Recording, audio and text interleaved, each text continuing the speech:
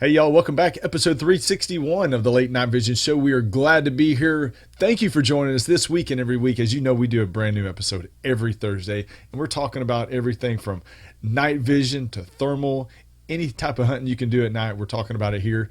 We're going to change it up a little bit on this week's show, but before we do that, Jason Robertson, owner of Outdoor Legacy, welcome back, man. How's it going? It is going good. I am glad to be here. And while you were practicing your intro, because, a highly skilled and trained co-host like Hans, you would think flawless. I know it's shocking to y'all, but it took him about 8 times to get that intro. He was Oh, fumbling yeah. all over I himself. was, man. Now, My brain was not working I with my know. Well, it's all mouth. this pollen in East Texas, man. My Yeah, I eyes are blame it on burning. that. I feel like I'm over here, look like I'm crying. And so, no, but while you were doing that, it gave me some time to look down and count. And this is episode 361.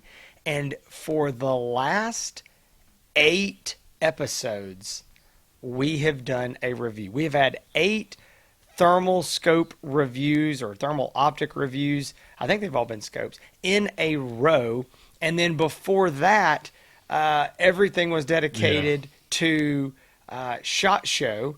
And then I think before that, there was a couple reviews, and then everything was related to the best of series for 2024. So to be honest with you, it's probably been, if you take out SHOT Show, I didn't go back and count this far, but it's probably been 20 episodes or so before since we've just had a topic that we're going to talk about. And today, I think we've got something that's pretty timely. We did want to take a break from these, uh, you know, reviews, and we know a lot of people watch every week, and it's like the reviews are beating them down if they've already got their scope.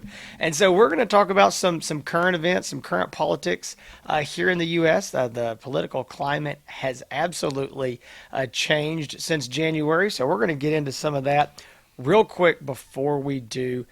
Guys, a lot of you come here for the thermal reviews, the night vision reviews, and we so greatly appreciate that.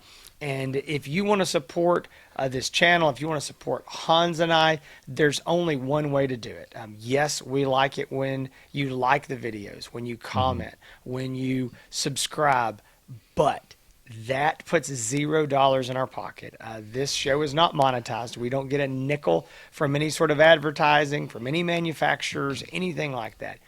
The way we make our living and feed our wife and kids and everybody else the same at Outdoor Legacy is when you purchase your thermal optic from us at Outdoor Legacy. And so we don't ask you just to go on the website to outdoorlegacy.com and purchase it, but you can. If you already know what you want, click and surf right over there, add it to your cart and get done. But we're not asking for just that. We're offering something to you that we believe is unique, and it's more than the big box stores can do for you. And that is, we will talk to you. We will help you through this entire process from figuring out, what optic is best for you. We're going to talk to you, figure out how you're going to use it, what kind of rifle you're going to put it on, what your shooting distances are, what kind of animals, your terrain, weather conditions, all these things. And we're going to help you figure out the exact right optic that fits your needs, your rifle, and your budget. Then we can obviously help you with that purchase. And once you own that optic, we're still here. That phone Hmm. number still works. If you've got questions about your optic, you need help doing something with it, how do I do this? How do I do that? That's what we're here for. So outdoorlegacy.com or give us a call, 877-350-1818.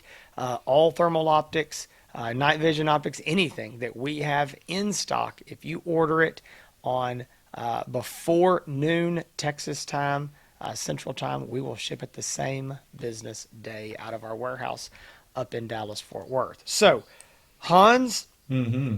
they say you're not supposed to talk about politics, I know. but we break a lot of rules on this show. We've done. We've Religion, talked. Yeah. politics, we do it Yeah. all. So let's talk about some politics here, some current events, and I'll say this: Hans has got a pretty good outline here. He's come up with.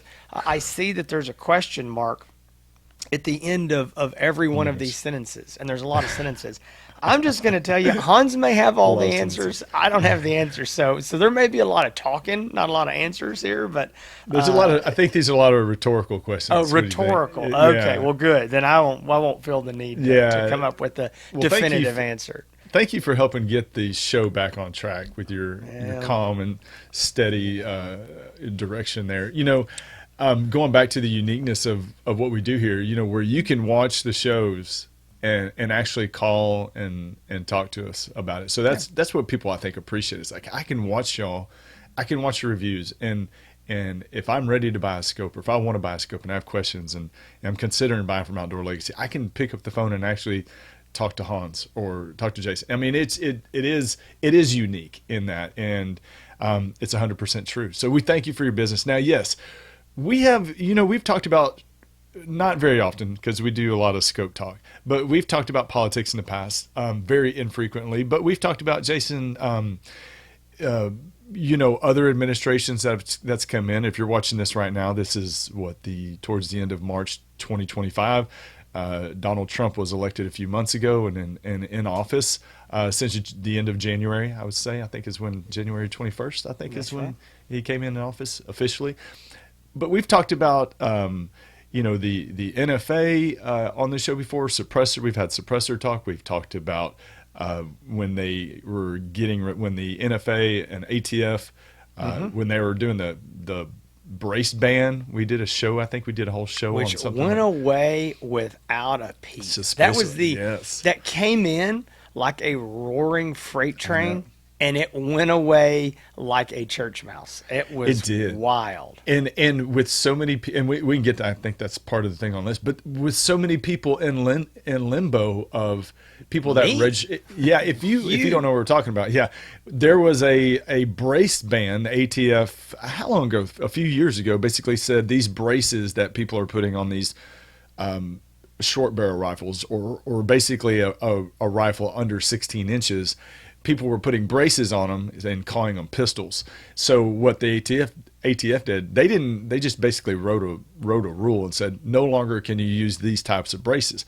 You have to register these as short barrel rifles. So many people in the industry jumped in to either get their tax stamp for their short barrel rifle, or they just basically took their rifles apart completely. I know a lot of people that did that, just got rid of their pistols. And a lot of people ignored it and said that we were idiots for not ignoring it. But I just tell you, Hans and I being in a more public space, running this business the way we are, I don't think that we wanted to go out there with that exposure of potential federal felonies. It's one of those things. There's some things maybe worth risking, but I just thought that would be probably not a wise decision we talked about it, and we registered for a bunch of tax stamps, but we had to, honestly, like Jason said, because of the fact that I'm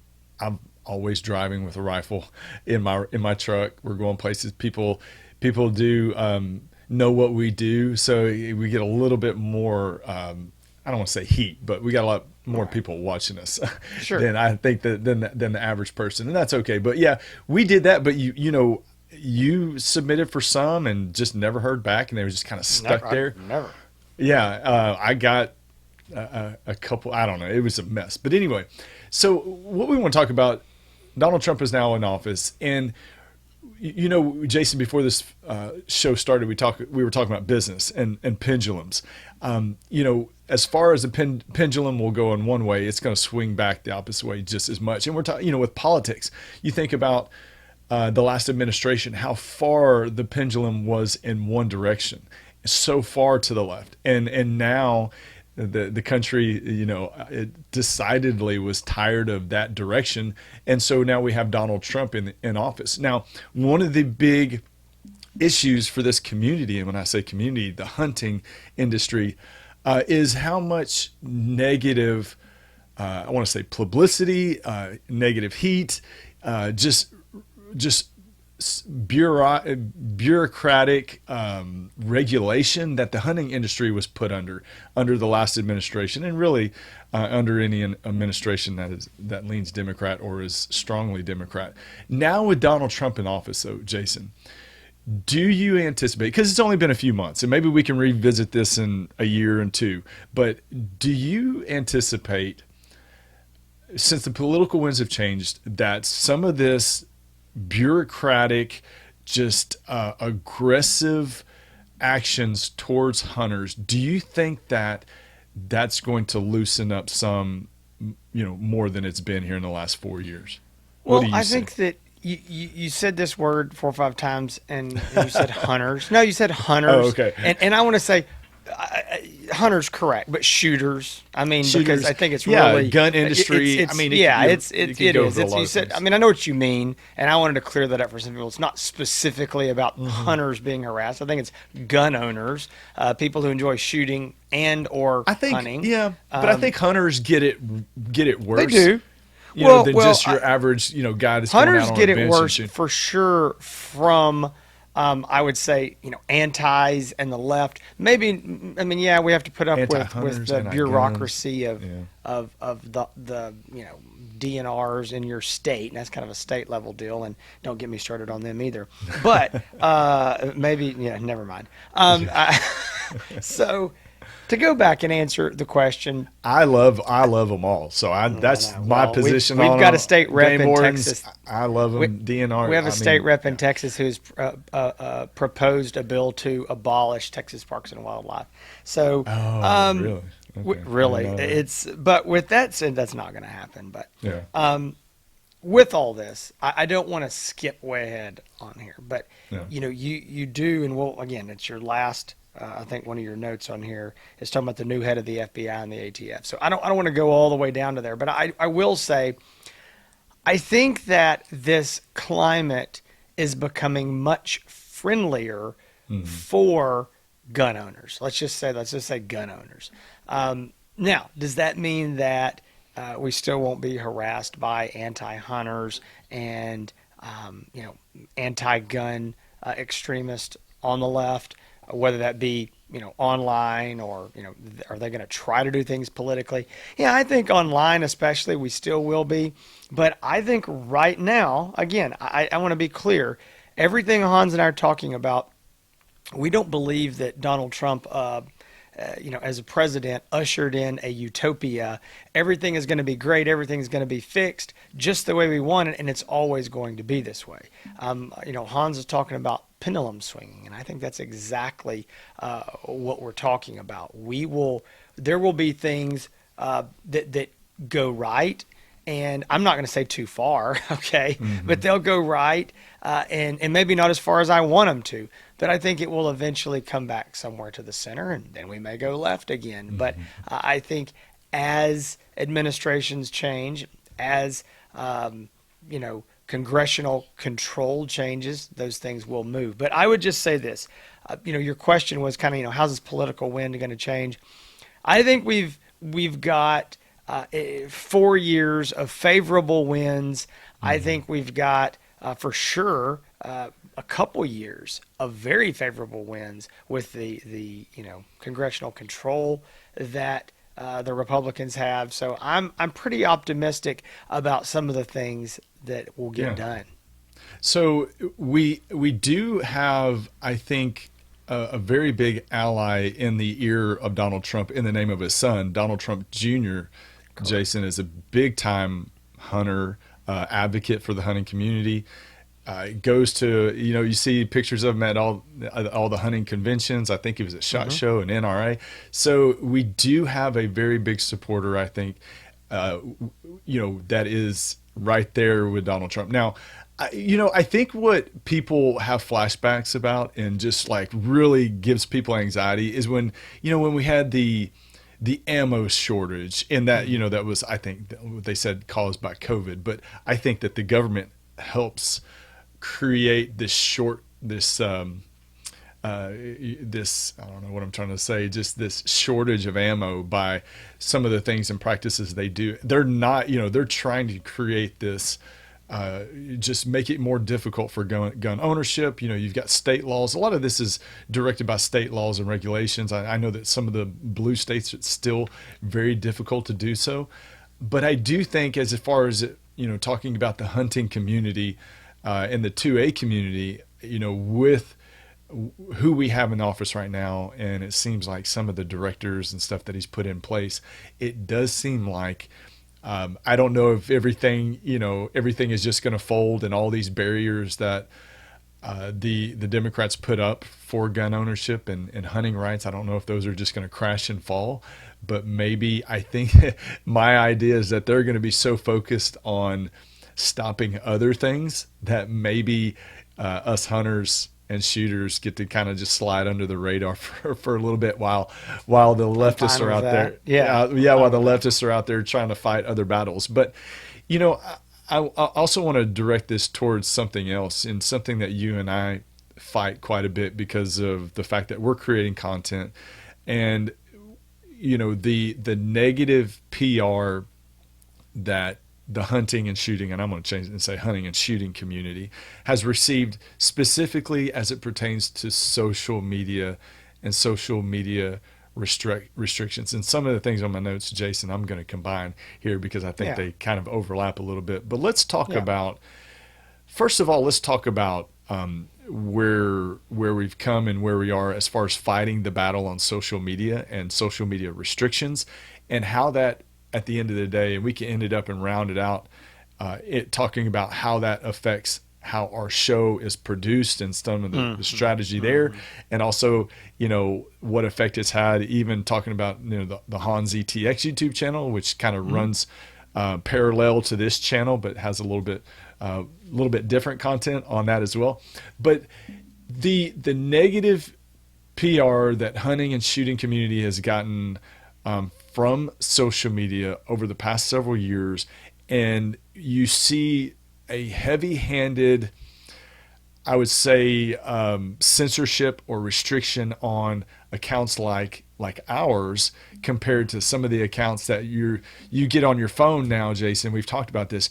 You can't even open your phone with your kids around because of the language, the graphic stuff that they're going to see. But it seems like the hunting community and the shooting community are the ones that are really just being put under this just great weight of pressure. Do we think that that's going to ease up now because we have a different president? I don't know how far the president and his administration will get into some of this. I mean, I do know that there is a very large kind of the anti-woke sense of where the administration is definitely pushing back hard against that, and some of those policies that are out there. There was anti-wokeness. There was anti-masculinity. I mean, there was just this wave of just you need to be a certain way, and that is very conformative. Fighting for rights of all these other groups. I mean, it was just a weird time, especially on social media. Yeah, for sure. So I want to roll this in real quick to something else I know that we were going to talk about, kind of put this maybe under one umbrella. And since we're talking about social media here, I want to make 2 points. One, I think we've also entered an era that's really weird. I'm sure some of our listeners have seen this interview, or at least part of it, where Mark Zuckerberg went on with Joe Rogan on his podcast. And Mark Zuckerberg, the CEO of Facebook, the creator of Facebook. And he's a strange dude, okay? He's a strange guy. And he went on there. I think billions will do that to you. There's not a lot of people saying Elon Musk is very normal, but no, I agree. He's a strange dude too. So I don't have to worry. I must be the most normal guy in the world because I don't have the billions. You're pretty far from being a billionaire, but very far. Yeah. So So with that, Zuckerberg went on there, and it was really strange. But he basically was trying to portray himself as a manly man and Yeah. as a hunter, a bow hunter specifically. Yeah. And it was a very weak attempt. It was calculated. It was odd, but it was interesting to see him do this and in taking these steps of, oh yes, I'm a hunter, oh yes, I like this sort of thing. And I'm like, well, then why are you, running a platform that is so anti to these things? I mean, it's like, this is bizarre. So I think this rolls into kind of your other question of what's this going to look like on social media.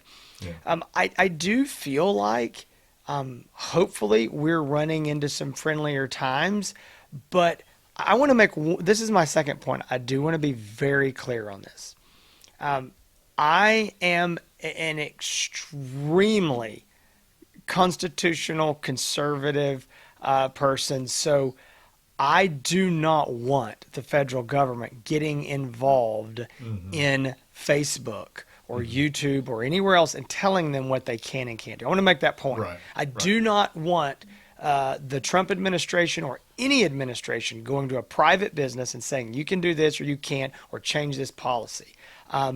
I just, as a business owner, as a conservative, constitutional conservative, I don't believe in that. So I don't want this to come down from the government. But what I will say is that I think as these, these, again, I keep calling them wins because they do change. They're back and forth.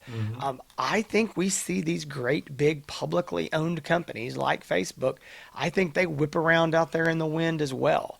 And I think that some of this could potentially soften. Here's where I think it might be hard to get down to that macro level of what affects me as a small business owner, on Facebook with multiple Facebook pages, which many people have, or just even as a guy who gets on Facebook and surfs around some in the evenings, a normal user. I think that it may be hard for some of these, maybe lightening up on the anti-hunting, anti-gun. It might be hard for me to see that because Facebook is a big company. I would say that the average employee is probably going to be much more left-leaning than, let's say, the average employee of Outdoor Legacy. You think that's fair to say? So sometimes, if the boss isn't coming down and saying, hey, you, Hans, change this now, you're probably not going to change. You're going to keep doing what you're doing. And so I think it may be hard for those policies to trickle down to us everyday users without some very intentional force on the average employee who, again, I'm not saying every employee at Facebook is liberal, but I would say there's probably a high chance that a majority are. So you bring up some really good points. So Mark Zuckerberg is who went on Joe Rogan's show, and you talked about it. It was kind of awkward. I'll say that. Kind of awkward. I only watched a little bit of it. It was hard to watch. He has or tried to appeal to the Joe Rogan crowd, and I would say the Joe Rogan crowd is a crowd that is friendly to the 2A community, the hunting community. So he went on there and he is into like mixed martial arts now, and so they had that in common. The hunting thing was a little odd, but I think you're right. These huge companies, especially when you're talking about in social media, in tech, big tech, are dominated by people that do not agree with us on much of anything.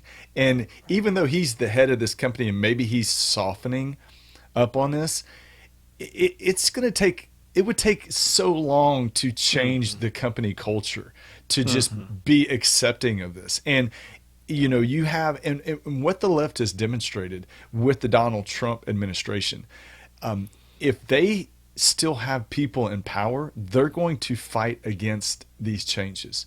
Donald Trump's in there and he's had to, fire a bunch of people, remove a bunch of people, and they are not going away quietly. They're kicking, screaming. They're locking the doors to keep them out from being kicked out. They're not. To them, the fight is on, and they're not just going to roll over and go away. So we're still going to struggle on social media, I think, for probably forever, because the problem is, because the apparatus is so big and it's been built, and it's culturally and regionally where all of this is coming from, which is West Coast typically. I think that we're going to see this just mindset of against guns and hunting, and it's not even against that they're against violence, because they allow a lot of violence on social media, but it's hunting specifically, and shooting, guns, even though a lot of what they show is or allow is gun related. Yeah, exactly. So well, let me say this. I want to roll this in. We're talking about social media. Let's bring this back home a little bit, and let's talk about even YouTube. So this has affected you with the Hansi's Texas YouTube channel, which is a very large channel. It's been around for a very long time. Been around much longer. Not that large, than, but yeah, it's been around for a long time. In my eyes, it's large. But in my eyes, it's larger than this channel. It's been around longer than we've had this podcast. You've been doing that since before you and I met, and so you've had a lot of success there. I'm going to go ahead and just say a few things. That channel was monetized, which means you see the commercials on it, which means that Hans would get a penny every few people that watch that. To be clear, I'm going to just go ahead and say this. Hans could not have paid his electric bill with the money that he was getting. So it's not no need to start the GoFundMe here, but you've seen that change. We've been I'll let you kind of talk about that. We've been very careful on this channel, and it may not careful enough. And I don't want to get into all of it and give our entire strategy away here, but I will just say this. We've been very intentional about not monetizing this channel. Had we monetized it, and if there was commercials on here, we would have probably 3 to 4 times the subscribers and the views that we do. But we also believe that could bring us under the scrutiny of another microscope that we don't want to be under. And we try to be very careful about what we show.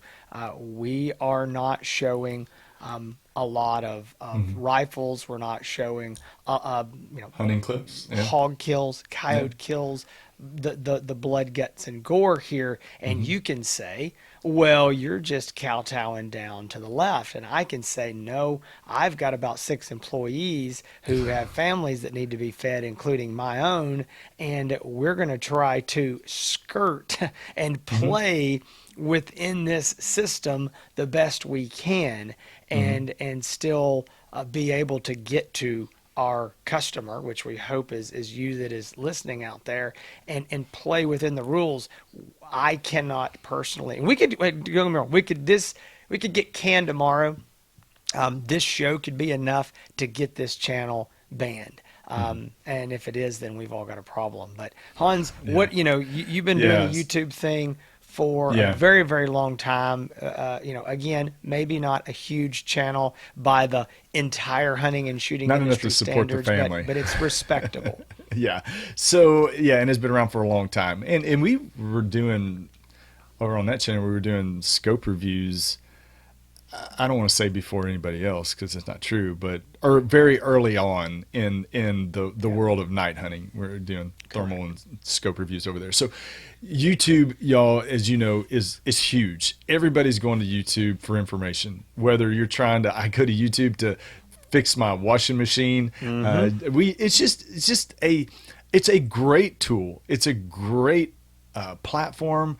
It allows so many people to, like us, a couple of nobodies that can generate business enough off YouTube to support several families. And it's just by creating content. Now, so you talked about monetization. I want to explain a little bit, out there that are wondering, maybe you have a YouTube channel. You have to hit a certain threshold to be able to monetize your channel. And it used to be, back in the day, you had to have 1,000 subscribers and you had to have so many views per month. And once you hit that level, then you could apply for monetization. Well, getting to monetization is very important, and it's not because you're going to make a lot of money. People that are making livings off YouTube have more than millions and millions of subscribers. It takes, Correct. I think you're getting pennies per thousand views. It's nothing. I hate to say it's chump change, but you've got to have Right. multi millions of subscribers. Now, monetization is important because whenever you monetize, YouTube will instantly start recommending and sharing your channel. Your search population comes up towards the top. And the reason is because YouTube can sell advertising on your videos. So when the Hans ETX YouTube channel got big enough, I monetized it not to make money. It was to get recommended and shared, and my videos be distributed to a broader audience. But what that does, like Jason said, it puts you under a more strict standard or strict. They're watching you more closely because they are selling advertising on your content. They look at that content more. Your content will be distributed to the wrong people more often. And what I mean by that is your content is going to be recommended to people that, and the way that YouTube does it is they're going to recommend it to people that like your content, and they're going to recommend it to people that don't like your content because they want to encourage reactions, likes, comments, shares. And so if they are sharing your content with people that don't like hunting, those people are going to report that content every single time. So you are being distributed to the wrong people. You're also being distributed to some of the right people, but it's being shared and you're getting a lot more views. You're getting a lot more followers. As soon as you monetize, your followers just like jump up instantly, and you're constantly getting, you see somebody that's getting a lot of views, and they're being, their subscriber count's going up quite a bit. Maybe they're kind of new into this and they just got monetized. It's really because YouTube is assisting them. Now, once you get, like, I got to a point where I had a video, Jason, that recently I got like 4 million views on a hunting video. And I had another video that was getting a lot of reaction, but negative reaction. It's funnier enough, it was a coyote hunting video. And have you ever heard of a furry?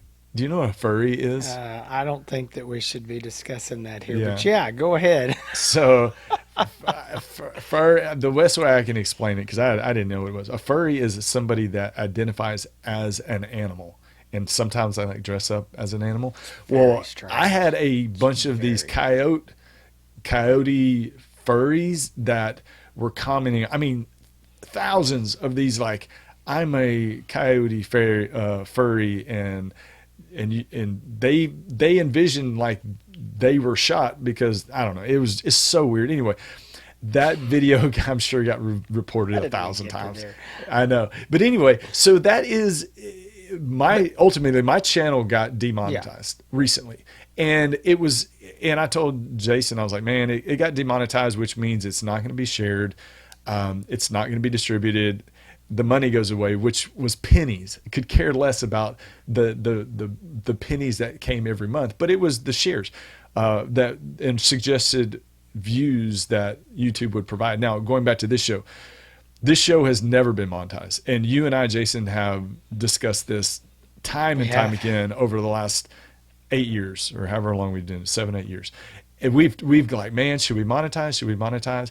I'm at the point, I'm like, why? And you've been this way too, but I'm like, why? We've been doing this so long. Yes, we could have 4 times more subscribers than we have right now. We could have 4 times as many views as what we have right now.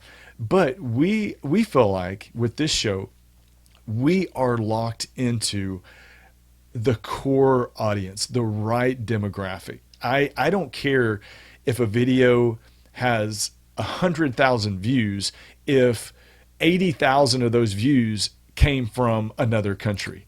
Yeah, Korea or Russia. That does not do us another any good. So when you see a lot of these channels, hunting channels, and and even maybe some channels that are doing reviews and stuff, if you see like they're getting tens of thousands of views, a lot of that is not even from people within this country. And so that's where with this channel, we refrain from showing rifles. We refrain from showing hunting clips. If you want to see all that, hey, the Hans ETX YouTube channel is still up. I'm posting hunts just about every week, several times a week. So you can see that over there. You can see the hunts. I do all that over there. This channel is for information. And we want to protect this show, not just for Outdoor Legacy, but for you to continue this information that you can get about scopes. And we've never really had anybody complain, Jason, about the fact that we're not showing hogs or coyotes, the actual hunting clips. They're not going to buy a scope from us anyway. Yeah. So I would say bringing this back around. I mean, I know that was kind of a primer on how YouTube works. Some people were probably very interested, and some people probably clicked over to Joe Rogan to watch a real podcast. And you can't blame them. But so I think that the question is in this political climate, does Google, who essentially owns YouTube, is there going to be any kind of a shift there? And again, I'm not saying is the administration going to come down? Are there going to be laws? I don't want that. But I think that, as we said, these are publicly traded companies, and they do go back and forth and move around sometimes. And I will also say this. Sometimes these companies do things that don't actually make sense dollars wise. Okay. They could be way more fair and up the middle and, appease both sides a little bit more. I do think that these, again, big tech companies, Silicon Valley, they do lean left. They try to appease the left more. But right now, what I'm just hoping is we just see a little bit of ease up on that as they go, hey, you know what? There's 300 million people in this country, and they overwhelmingly elected Donald Trump for the second time. Maybe we need to be careful what we're doing here. Maybe, again, even though they are left leaning and they may do some things that don't make sense dollars wise, I think they have to have their thumb on the pulse of the culture, and I think they need to, I'm hoping that they're evaluating and say, maybe the culture's not as left as we thought, and we want to be careful that we're not alienating too many people. There's an anti-DEI shift, where they're basically, a lot of these companies are reversing those departments and those strategies. I think a lot of it too, though, like with YouTube, because Facebook and Instagram are together under the same umbrella, same company. YouTube is with, like you said, with Google. I think some of these companies that are just always, they're run by people from the left, that there always will be run by people from the left. I think of a lot of it too as, we're just going to hibernate for like 4 years and wait till we get somebody else back in power. And then we're going to put the pedal on the gas again. I think they play the long game here, where they just try to change a little bit at a time. Yes, sometimes they go way far in one direction, like they go too far. Like the Biden administration was way too far to the left, and I think that they really ruined themselves with that. But I think they're very happy with just slowly biting away at the culture. Of just taking small bites out of it and just changing it and making it more left, because the country is moving more left over the last several decades. Even if you look at the Republican Party, I mean, it's gotten more centrist and a lot more accepting of a lot of things. Yeah. So, but I think with YouTube, YouTube is, I don't see that changing anytime soon. I think we have a better chance of Facebook or Instagram being more, I don't want to say more accepting, but maybe not as restrictive as they've been. I wanted to say this, Hans. I don't want to just cut you off right there. We're running out of time. We've got one more thing that I do want to talk about. I think we need to wrap it fairly quickly. But I want you to kind of bring this in. Yeah. But we've got something I'm really excited about is two of the big alphabet soups that I'm not the biggest fan of is the ATF especially, and the FBI. and President Trump is definitely shaking things up over there. So what's going on? It is, man. The biggest development, I think, the biggest positive in the first few months, and I think a lot of people in our community are very excited about, is the announcement of Kash Patel as the FBI director. And I don't know, maybe my politics and history is not very well, but not only is the FBI director or head of the FBI, Dan Bongino is Kash Patel is running the FBI. I don't know exactly what their titles are. Kash Patel is running the FBI. Dan Bongino is like number 2 in charge at the FBI. Well, they named Kash Patel also the head of the ATF. I don't know if I've ever remember I don't know that's possible. Where you have one guy running 2 big departments. But this is good news for us. He's obviously tough on crime. He is definitely in the camp, I would say, of somebody. To me, I didn't really know that much about him before this, but he doesn't seem like to me. He just seems like he is like strict law enforcement, like rule of law. Get rid of crime, alleviate crime, all that kind of stuff. So I think that he's going to be somebody that's going to be great for the country, but also great for our community, because I don't think he's worried about like going and busting down doors of guys that are just trying to get tax stamps for suppressors, and with the ATF and the NFA, the National Firearms Act, a lot of people have just hated that law, wanted to get rid of it, for a long time, because there you got that's the NFA is what the suppressors deal is under, the rifles, the short barrel rifles, all that kind of stuff is underneath fully auto underneath the NFA. People have wanted to get rid of it for years. I don't know. I think that's a pipe dream. I think that's something that's just, I don't know. We've talked about it for so many years about, NFA going away. I don't see that going away anytime soon.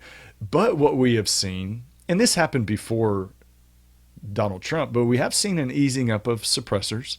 It seems like those are coming in a lot quicker. You still got to pay your $200 tax stamp. It's still regulated, but those are coming, which was a shock, Jason, under the Biden administration, how easily these things, I know. how it loosened up a lot quicker. You're getting your tax stamps a lot quicker than they used to, but maybe it'll be even quicker. Maybe at some point they'll get rid of that as a regulated item. I think that's the big question that I think people are asking right now is, I think in the past there were some bills introduced, the Hearing Protection Act, that would remove suppressors from the NFA and, again, allow you to freely own these and buy them without a tax stamp. Just go into your local store and buy it like another piece of hardware. Allow you to manufacture your own if need be. And I am really hoping that happens. I mean, here's the reason. Now, whether it does or doesn't, I don't know. But the reason it should is because suppressors should not be in there at all. They are this isn't even an intellectual argument that anyone on the left can have. The reason that suppressors are still in there today is because uneducated people who've never been around one believe that in the James Bond movie, when he screws one on his pistol and his 9mm or his 40 goes doop, that's what happens. And anyone who's actually been around suppressors knows that it brings the sound down, but when I'm shooting on the bench, I'm with a suppressor, and I know I'm going to be shooting multiple rounds, I'm still wearing hearing protection, okay? It's still loud. Is it way quieter? Yeah. Is it so much better? Absolutely. But trust me, I can put my suppressor on, and I can walk out here into a field, and I can shoot, and you can be half a mile away and hear it very, very well. Yeah. So the point I'm making is, and most of you know this because you've either owned a suppressor or been around them, is that it's just silly. They don't Nobody's going to sneak around in an urban environment and be poo, poo, poo, shoot. It just doesn't work that way. All right. So that's the way that the I'm gonna antis view these, and that's the way they frame them. I'm I'm gonna I do. isolate that audio of you going making that Yeah, pew would you, noise. please no, please no. But I hope that, because it's so silly, it's so dumb, and once you shoot with a suppressor, you don't want to shoot without one, and it is so much better for your hearing. It's so much better for kids. I want that to be deregulated so that we can go out and very easily buy one of these. Now, don't get me wrong, it's as easy as it's ever been, probably in the history of the NFA. You pay your $200, tax to the king, and right now seems like a few days or a week or so, you're getting those back and Very getting that quick. approval, which is just absolutely awesome and phenomenal that it's that quick. And I say that because I've got 4 cans, and the shortest wait time I've ever had was 13 months. That's Yeah. my shortest. Yeah, I Okay. know. So I when know. somebody, and by the way, every time I got one of them, it was always, oh, they're getting shorter, man. They're down to like 3 or 4 months. Right. Yeah, It's yeah, never yeah. for me. No. But anyway, I do have some hope with Mr. Patel in there, with the favorable climate of, you mentioned Donald Trump Jr. being in the president's ear and being in this shooting and hunting community. He knows all about suppressors. I'm hoping this gets kind of pushed of like, hey, y'all, can we do something about this? Because it's really stupid. Like, this is really, really dumb. I mean, we're not asking you to, or deregulate fully autos, which I'm not saying would be a bad thing, but it's like, this is an easy one. All right, we can argue over this other stuff later. So anyway, I'm hoping that we see Yeah. some good movement in that direction. So I'm going to round this out, and we haven't even. Maybe sometime we should do a show. It'd be hard to do, but just talk about some of the nonsensical hunting laws of each one of these Oh states. my, I just like some of this crazy. stuff just doesn't make sense. But y'all might be listening at home or in your car and be like, "These guys know nothing about politics," and that's probably true. That's probably true. I used to pay a lot more attention to it. I got to where it just I would get so infuriated that I had to kind of just get that out of my life because it just made me in a bad mood. But what I would say is Jason and I are very much locked into social media. Not so much where we're, like we love posting, For business. but for business. I mean, this is Yeah, we how have to. the Late Night Vision Show is a very essential part of our business and producing this show. So we very much try to keep up with it and what's going on, the trends and that kind of stuff. So we do want to share this information with you, just so kind of know what it takes and some of our strategy with the Late Night Vision Show over all these many years and how that relates to the current climate. We will maybe, Jason, in a year or two, maybe something will change and maybe we need to readdress this show. Maybe we'll get in there and all these restrictions will be taken off and it'll be more fair. I don't know. I hate to be pessimistic, but it would be hard to change this apparatus that's been built for so long. But anyway, things are moving. The highlight of this, things are moving in a very positive direction. There's so many good things to be appreciative of I agree. and thankful for. And there's a lot of good things that are happening behind the scenes that you and I don't even know about. And thankful, very thankful for that. I Yes. mean, it's a difficult time. It's going to get harder before it gets easier because there's so much corruption and bad things that have been done to this country by people that say that they love this country, and it's coming out that we gave power to people that probably don't like this country at all. But anyway, off on a rabbit trail there. If you are wanting to buy a scope, we want to help you with that. And you can do so, outdoorlegacy.com, 877-350-1818. We've got still a lot more reviews to do, Jason. We are still out. I was out late last night testing an optic. I was testing the Knockpix Ace L35, which is a very popular scope. We haven't even done a review of it, and it's super popular. So we'll be having that soon. We've got more AGM stuff, a lot more AGM stuff, as many scopes and binoculars as they have. But we look forward to bringing you that here every week, right here on the Late Night Vision Show. If you want to see more, you heard me talk about Hans ETX. That's my YouTube channel. If you want to see hunts, if you want to see these scopes that we review, if you want to see them in action, go check out the Hans ETX YouTube channel and go to the shorts. So now YouTube, if you're not familiar, YouTube really, they have like long form videos. So if you go on the video tab, you can see a lot of my reviews. But if you click on the tab that says shorts, that's where I put all my hunts, and they're like less than 30-second clips, but they're with all of these scopes that we review. So if you want to see them in action, go over there. We'd love for you to check it out and give us a subscribe over there, because that channel is under a lot of heat and it's been that way since the beginning.